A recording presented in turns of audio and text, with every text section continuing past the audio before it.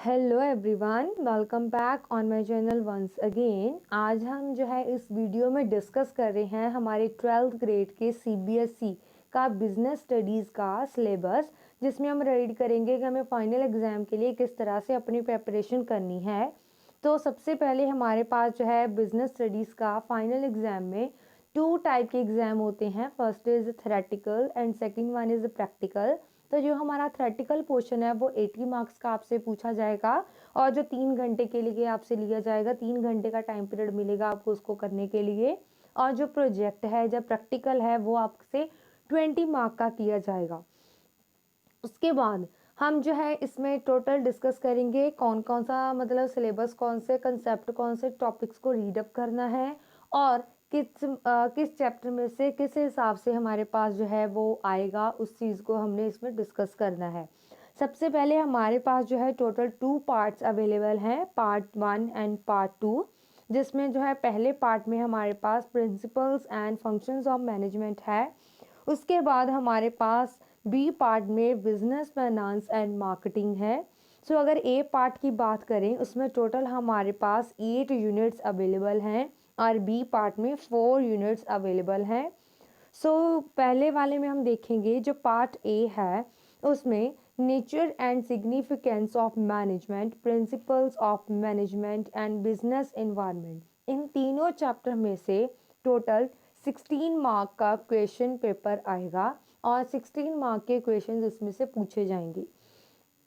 Next है हमारे पास जो प्लानिंग एंड ऑर्गेनाइजिंग है, इन दोनों में से आपके मतलब कंबाइंडली 14 मार्क्स का क्वेश्चन पेपर जो है वो पूछा जाएगा। एंड उसके बाद हमारे पास आएंगे स्टाफिंग, डायरेक्टिंग, कंट्रोलिंग, इन तीनों चैप्टर में से कंबाइंडली 20 मार्क्स का आपसे पूछा जाएगा। तो मैं जैसे दोबारा से रिपीट कर रही हूँ आपको, जो फर्स्ट आपके पास 3 यूनिट्स हैं, nature and significance of management, principles and business environment, इन तीनों में से आपसे मिला के तीनों के कंबाइंड 20 मार्क्स का 16 मार्क्स का, प्लानिंग एंड ऑर्गेनाइजिंग में से 14 मार्क्स का एंड स्टाफिंग, डायरेक्टिंग, कंट्रोलिंग में से 20 मार्क्स का। उसके बाद जो पार्ट बी है, अब इन तीनों को मिला के 16, 14, 20, ये 50 मार्क का आपसे पार्ट ए से पूछा जाने वाला क्वेश्चन पेपर में क्वेश्चंस होंगे। अगर हम बात करेंगे बी पार्ट की, इसको उन्होंने 2 चैप्टर्स को डिवाइड करके 15 मार्क्स में उन्होंने डिवाइड कर दिया गया है यूनिट्स को। जैसे financial management and financial market, इन दोनों में से 15 मार्क्स का पूछा जाएगा। Marketing management and consumer protection में से 15 मार्क्स का पूछा जाएगा। तो दैट इज़ 30 मार्क टोटल हो गए। और 50 + 30 आपके पास थ्रेटिकल पोर्शन जो है वो 80 मार्क्स का हो गया।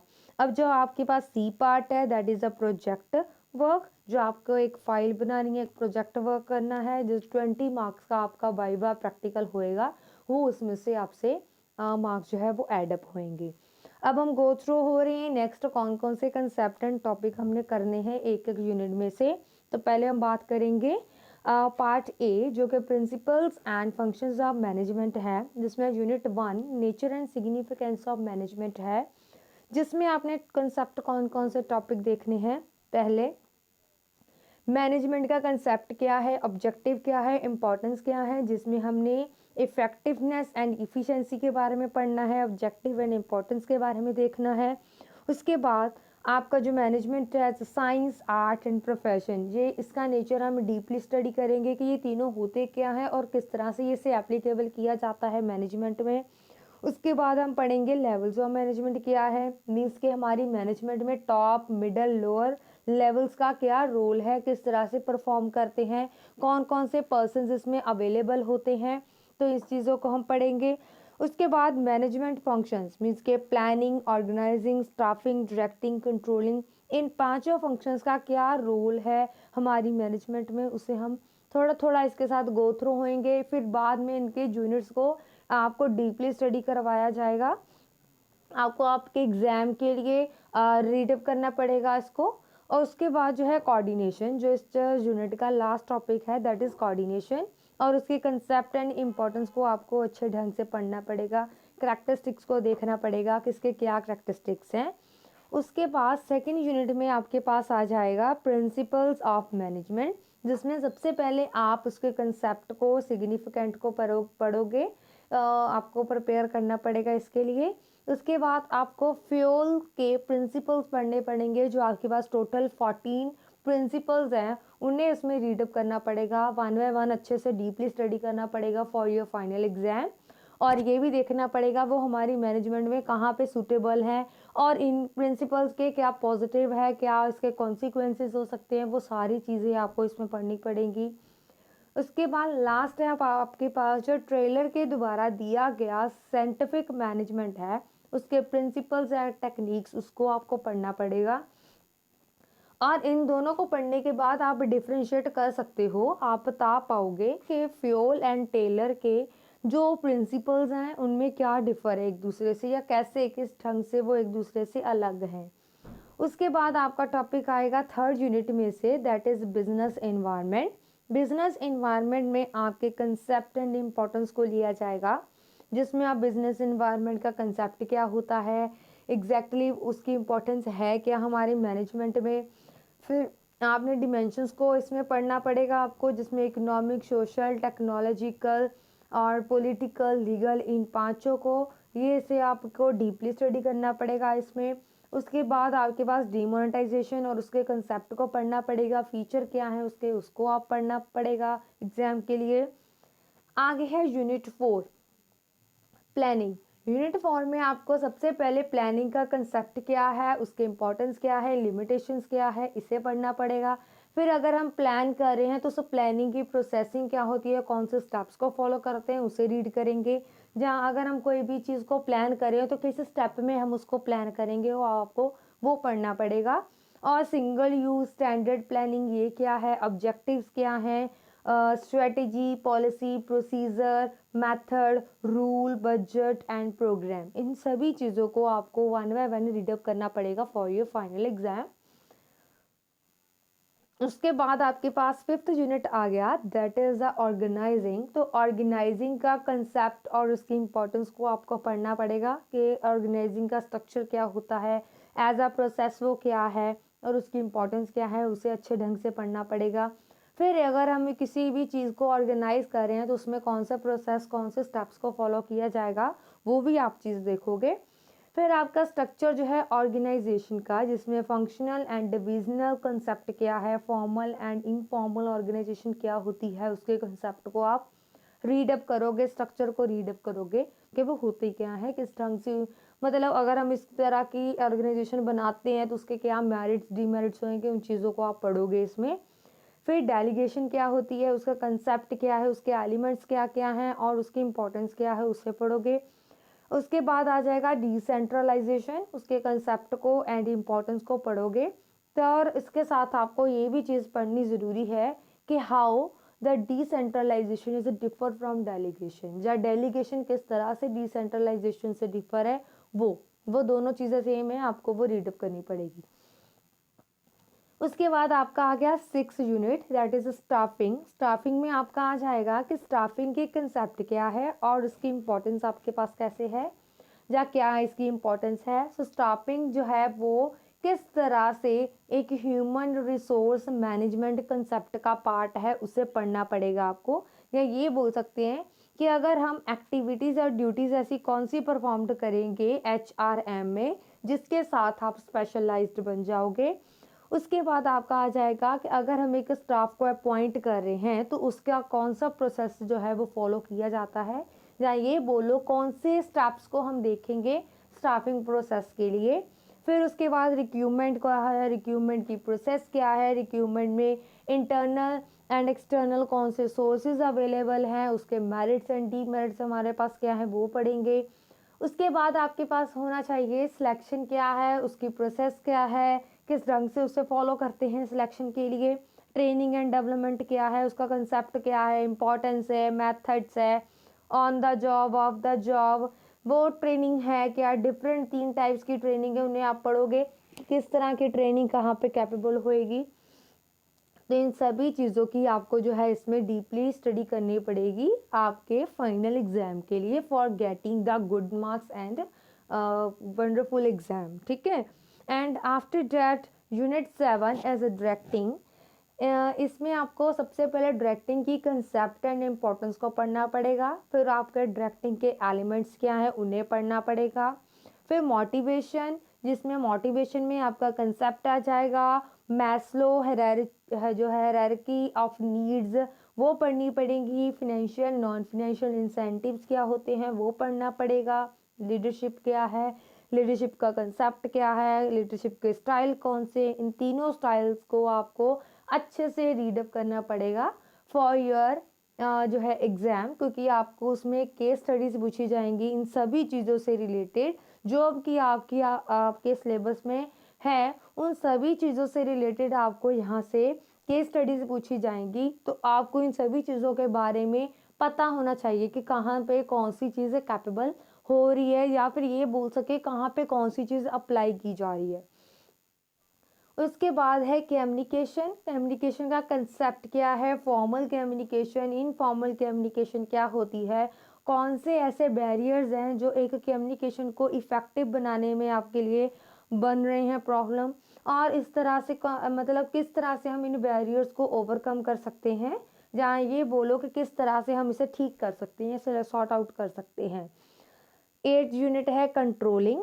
कंट्रोलिंग में आपको सबसे पहले कंट्रोलिंग का कंसेप्ट एंड उसके इम्पोर्टेंस पढ़ने पड़ेंगे, फिर प्लानिंग एंड कंट्रोलिंग के बीच में क्या रिलेशन है वो पढ़ना पड़ेगा, किस तरह से एक दूसरे में रिलेशन है, फिर कौन से स्टेप्स को फॉलो किया जाता है कंट्रोलिंग के लिए, तो आप उसको अच्छे से रीडअप करोगे। आगे हम गो थ्रू हो रहे हैं पार्ट बी से, that is a business finance and marketing.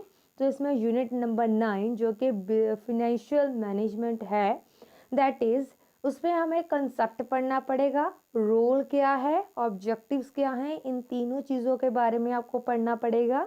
फिर फिनेंशियल डिसीजंस क्या हैं, जिसमें आपकी इन्वेस्टमेंट, फाइनेंसिंग, डिविडेंड, इन तीनों के मीनिंग्स और इनके ऊपर कौन से फैक्टर्स जो है वो इफेक्ट करते हैं, उन चीज़ों में आपको स्टडी इसकी करनी पड़ेगी फॉर फ्रॉम योर जो है बुक।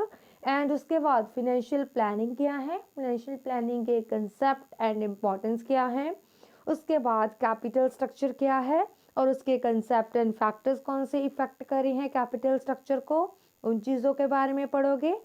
और उसके बाद आपके पास आ जाएगा फिक्स्ड एंड वर्किंग कैपिटल क्या है, उन चीज़ों के बारे में आप पढ़ोगे, और जिसमें आपको कंसेप्ट एंड फैक्टर इनफैक्ट कौन कौन से फैक्टर्स जो है इसको इफेक्ट करेंगे फिक्स्ड एंड वर्किंग कैपिटल को, आप वो भी पढ़ोगे। कैपिटल स्ट्रक्चर में भी सेम आपका उसमें कौन से फैक्टर्स जो है इफेक्ट करें वो चीज़ों को आप इसमें देखोगे। सो आपका टोटल ओवरऑल समझ में आ गया होगा कि आपने फिनेंशियल मैनेजमेंट जो बहुत ही ज़्यादा इंपॉर्टेंट चैप्टर है, ये यूनिट है, इसको आपको कवर करना पड़ेगा आपके एग्ज़ाम के लिए।